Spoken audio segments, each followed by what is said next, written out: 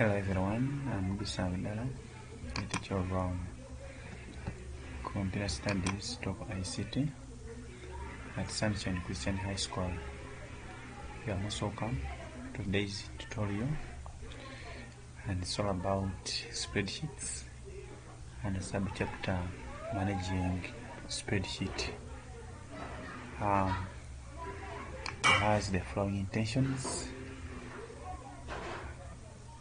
What we call the course objectives.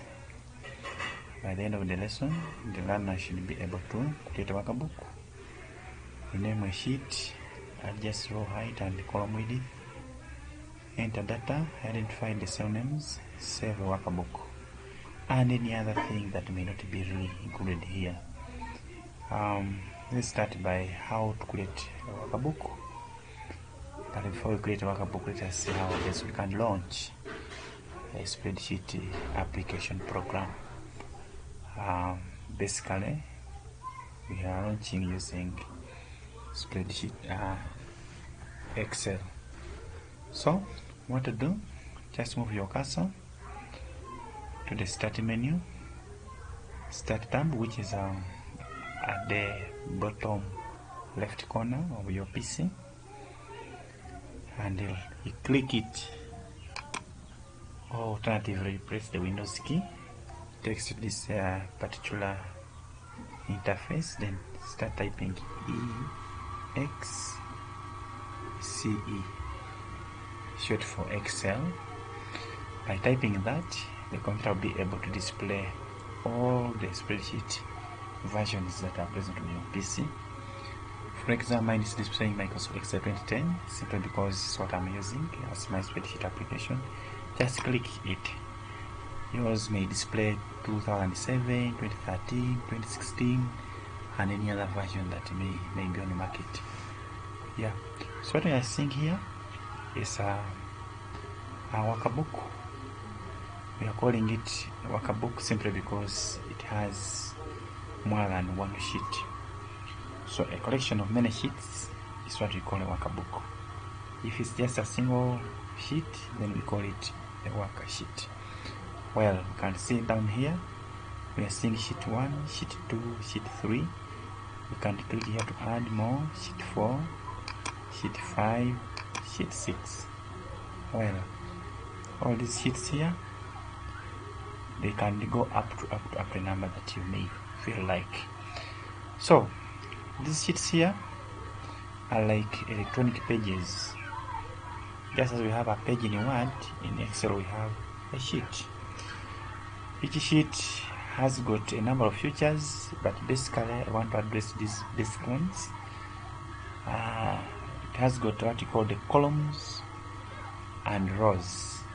Columns are these ones, the vertical one, the vertical streams running from up to bottom, and they are denoted by alphabetical letters A throughout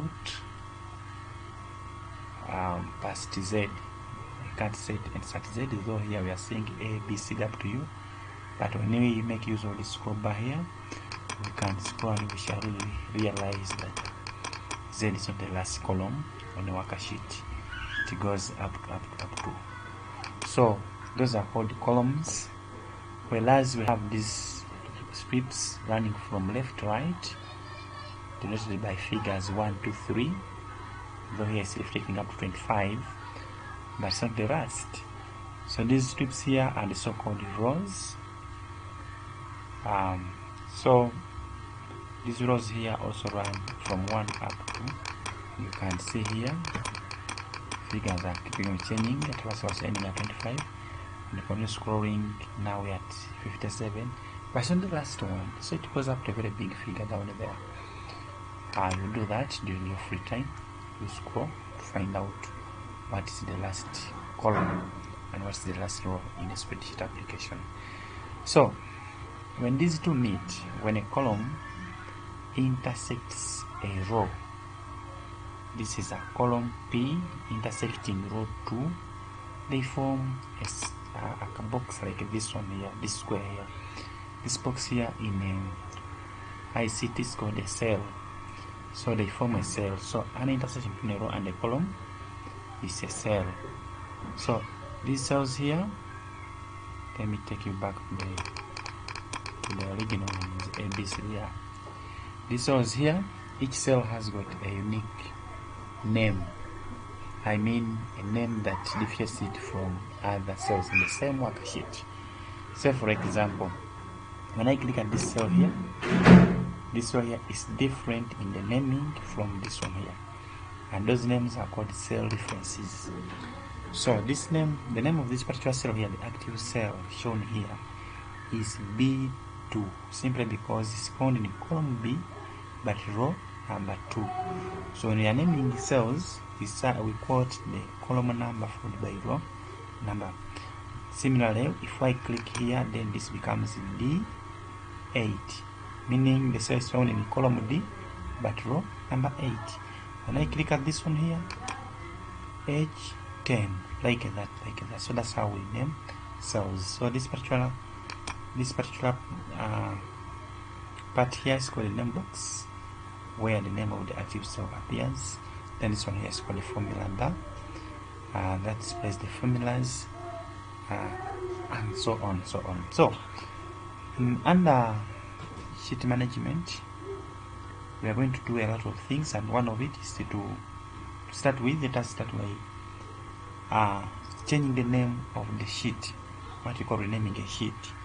These sheets here by default, they will appear as sheet 1, sheet 2, sheet 3, like that, up to but you can't change them, you can't customize them so that they read the name that you understand. Say for example, this particular sheet here, if it's reading sheet 1, you can change its sheet name maybe to say A3. Like for example, we need to right-clicking on the menu that appears, click the word rename, and to appear like that, so type the name of the sheet, L3. The same, can also right click sheet 2 and we change it maybe to sun. We can right click sheet 3, right click it, click, and name it maybe shine. You can right click sheet 4, like that. So that's how we name a sheet. Always an active sheet will appear more bold than the rest. So like for example, right now shine is appearing more bold than A3 than any of the other sheets, simply because it's the active sheet. So to get back to another sheet, you just click at it. So that's how we name a sheet. Let us also look at how we can adjust the column width. So for example, column A is like this. In order to adjust it, make sure you move this cursor here and you press it at the interface, that line separating the two columns. When you press it there, it will change its shape to this type of shape.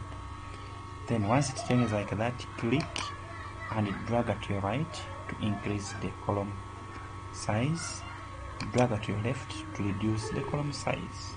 Is that right? Yeah, let us increase it, say up to there. Then the same will be done when we are increasing the row height.